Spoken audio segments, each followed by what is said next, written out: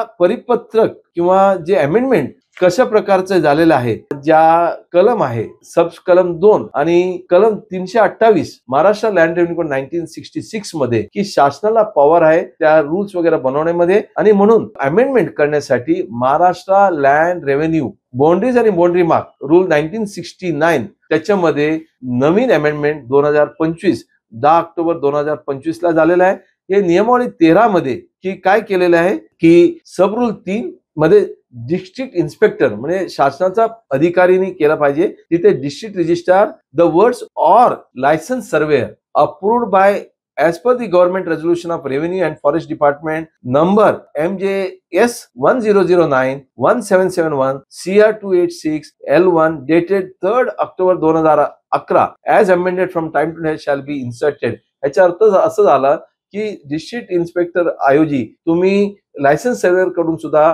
ज्यांना गव्हर्नमेंटने लायसन्स दिलाय त्यांच्याकडे सुद्धा करून घेऊ शकतात.